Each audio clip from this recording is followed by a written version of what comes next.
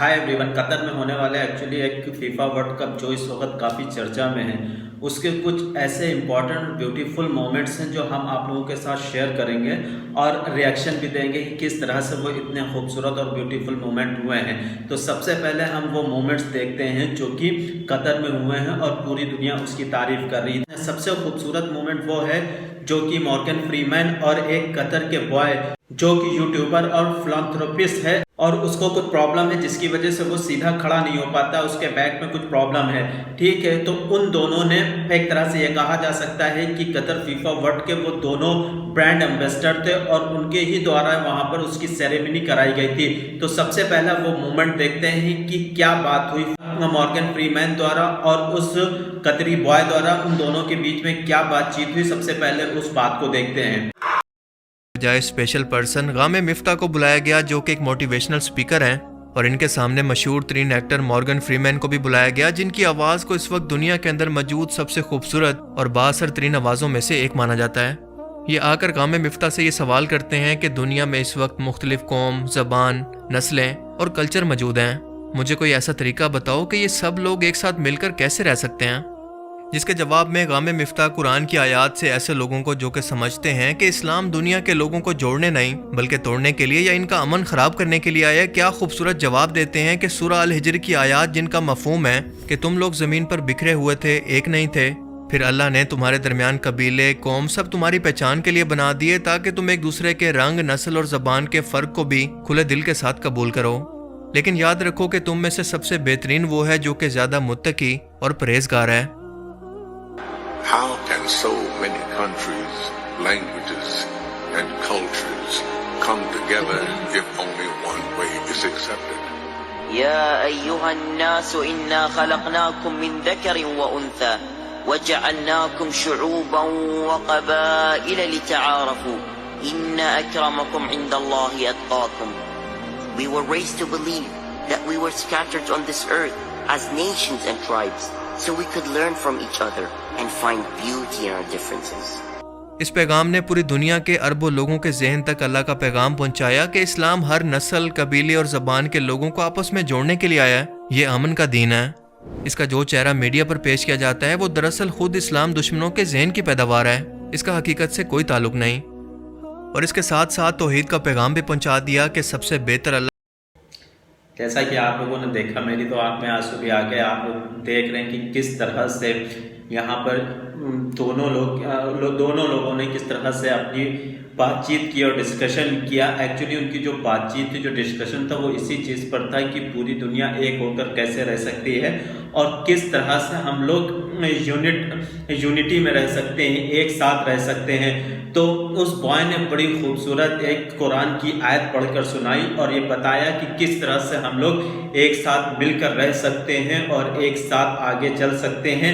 हमें थोड़ी थोड़ी सी चीज़ें एक दूसरे की बर्दाश्त करनी होगी। अगर हमारे अंदर बर्दाश्त आ गया तो शायद हम लोग बहुत अच्छी तरह से एक दूसरे के साथ मिलकर रह सकते हैं। कितनी खूबसूरत बात उसने कही है और किस तरह से इन दोनों ने बहुत अच्छी तरह से अपनी बातों को यहाँ पर रखा है और ओपनिंग की है फीफा वर्ल्ड कप की।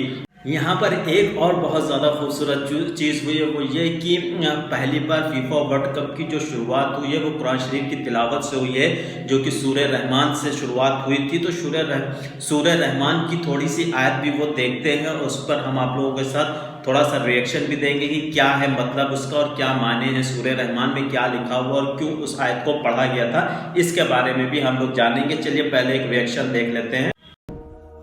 फीफा वर्ल्ड कप की इफ्तिताई तकरीब के अंदर हाफिज कुरान बच्चों की तिलावत ने जैसे एक अलग ही समा बांध दिया।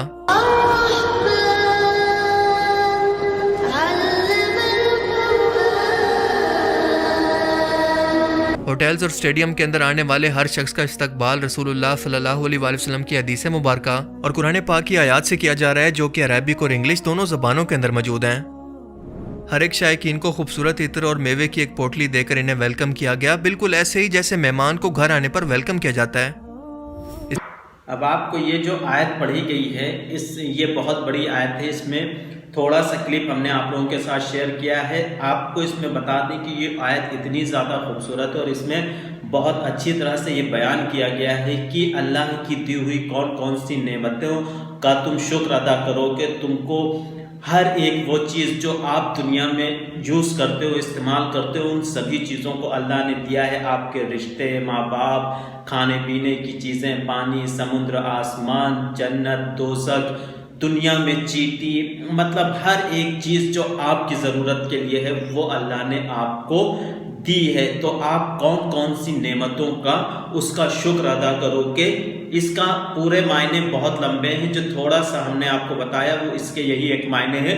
تو یہاں پر یہ بھی دیکھیں کہ کس طرح سے یہ دنیا کو بتانے کی کوشش کی گئی ہے کہ جو کچھ بھی ہے اس وقت اس پر قطر گورنمنٹ نے اپنا گھمنڈ نہیں دکھایا، بلکہ یہ بات اس آیت کی تلاوت کرنے سے یہ ثابت کیا کہ جو کچھ بھی ہمارے پاس ہے وہ صرف اللہ کا دیا ہوا ہے اور اللہ نے ہی ہمیں نوازا ہے. ایک اور بہت خوبصورت مومنٹ جو آپ لوگوں کے ساتھ شیئر کرنا چاہیں گے وہ یہ ہے کہ کس طرح سے فیفا ورلڈ کپ کے بیچ میں اسٹیڈیم کے اندر نماز ادا کی گئی ہے. تو چلیے اس نماز کو بھی دیکھتے ہیں آپ لوگوں کے ساتھ. اسٹیڈیم میں نماز کی جگہ کو نمایاں طور پر سب کے سامنے رکھا گیا ہے تاکہ غیر مسلم بھی اس کو دیکھ سکیں. اس ورلڈ کپ میں ڈاکٹر ذاکر نائک سمیت سینکڑوں مزید علماء کرام اور اسکالرز کو خاص طور پر اس ایونٹ کے اندر بلایا گیا ہے، جو کہ مختلف زبانوں کے اندر تبلیغ کا 2000 مقامی علماء کرام بھی ورلڈ کپ کے دوران تبلیغ کی دعوت دیں گے اور ملک بھر کی مساجد کے مؤذن کو تبدیل کر کے انتہائی خوبصورت آوازوں والے مؤذن کو مقرر کر دیا گیا ہے. تمام مساجد کو اسلامی میوزیم کے طور پر بنا کر کسی بھی غیر مسلم کو یہاں پر وزٹ کرنے اور کوئی بھی معلومات لینے کا اختیار ہے. تو آپ نے دیکھا نماز بھی اسٹیڈیم کے اندر پڑھی گئی. یہ ساری چیزوں کے ساتھ ایک چیز اور بہت زیادہ ہم امپورٹنٹ بتانا چاہیں گے اور دکھانا بھی چاہیں گے کہ دنیا جاپان کو سب سے زیادہ اچھا ڈسپلن کیوں مانتی ہے. ابھی یہ چیز آپ کو قطر میں دیکھنے کو ملی اور یہ پوری دنیا پہلے سے بھی مانتی آ رہی تھی. اسی لیے جیپنیز پوری دنیا میں اپنے کام کے لیے جانے جاتے ہیں، اپنے پرفیکشن کے لیے جانے جاتے ہیں، اپنی ڈسپلن کے لیے جانے جاتے ہیں. قطر کے اندر کچھ ایسا ہوا اس اسٹیڈیم کے اندر جب جاپان اور کوریا کا میچ ہو رہا تھا تو جب اسٹیڈیم پورا خالی ہو گیا تو خالی ہونے کے بعد جاپان کے جتنے بھی بوائز تھے وہاں پر موجود تھے، انہوں نے پورے اسٹیڈیم کی صفائی کی. اور جب ان سے یہ پوچھا گیا کہ آپ نے ایسا کیوں کیا ہے تو انہوں نے کہا کہ یہ میرے کلچر میں ہے کہ ہم اپنے پیچھے کسی گندگی کو چھوڑ کر نہیں جاتے ہیں. بھلے ہی ہم جاپان میں ہو یا جاپان کے باہر ہو، دنیا کے کسی بھی کونے میں ہو، اگر ہم وہاں پر موجود ہیں تو ہم کبھی بھی گندگی چھوڑ کر نہیں جاتے. تو انہوں نے کس طرح سے صفائی کی ہے، چلیے اس کا بھی تھوڑا سا ریئیکشن دیکھ لیتے ہیں. انگیز منظر اسٹیڈیم کے اندر میچ کے دوران یہ دیکھنے میں آیا کہ عام طور پر ہم یہی دیکھتے ہیں کہ میچ کے بعد جب بھی اسٹیڈیم ویران ہونے لگے تو یہ اسٹیڈیم کوڑا کرکٹ کا منظر پیش کرنے لگتا ہے، کیونکہ ہزاروں لاکھوں لوگ اپنے پیچھے گاربیج چھوڑ کر چلے جاتے ہیں جن کی صفائی پر گھنٹوں لگ جاتے ہیں.